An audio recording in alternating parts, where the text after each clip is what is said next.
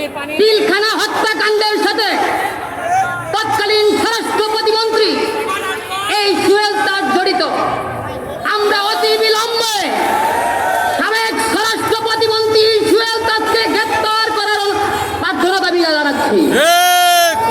আপনারা জানেন এই বাংলাদেশের সর্বপ্রথম রোডের জায়গার যে বাস প্রয়োগ করছে তিনি হচ্ছে বঙ্গবীর কাদের সিদ্দিক।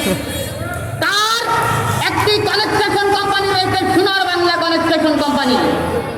তিনি 1988 সালে নেত্রকোনা ব্রিজ করছিলেন, 7 দিনের মাথায় ব্রিজ ভেঙে পড়েছিলেন। সে কাদের সিদ্দিকে আবার গণভবনে গিয়েছিলেন। এই কাদের সিদ্দিকের মতো বন্ধদেরকে বাংলাদেশ থেকে বিতাড়িত করতে হবে। আমাদের ভাইয়ের রক্ত শুকায় নাই। আমরা স্বাধীন সার্বভৌমত্ব ভূখণ্ডের নাগরিক। স্বাধীন সার্বভৌমত্ব ভূখণ্ডে আমরা আজকে নিরাপদ নয়, এটা আমাদের জন্য অনেকটাই হুমকি স্বরূপ। আজকে 3 দিনে যে তাণ্ডব চালিয়েছে, এই তাণ্ডব যারা চালিয়েছে তাদেরকে হুঁশিয়ার করে দিতে বলতে চাই। আমরা হাতে লাঠি নিয়েছিলাম এই ফ্যাসিবাদকে তাড়ানোর জন্য, প্রয়োজনে আমরা আবার হাতে লাঠি নিব।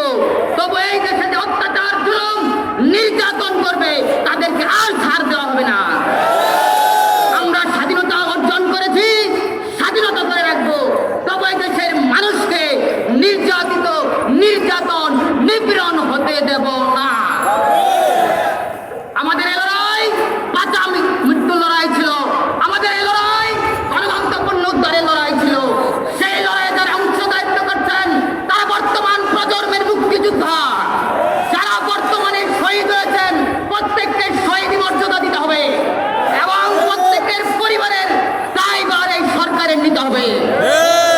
তাই সকলকে শান্ত থাকার আহ্বান জানিয়ে গণতন্ত্রপূর্ণ উদ্ধারে যারা অংশদায়িত্ব করেছিলেন সকলকে স্যালুট জানিয়ে বিজয়ের পথে যাত্রা শুরু। জীবন এবং মৃত্যু এই পথ রেখে সকলকে ধন্যবাদ জানিয়ে বিদায় নিচ্ছি। আল্লাহ হাফেজ। আসসালামু আলাইকুম ওয়া রাহমাতুল্লাহি ওয়া বারাকাতুহু। সংগ্রামী বন্ধুগণ, এ পর্যায়ে আমাদের মধ্যে বক্তব্য নিয়ে আসছেন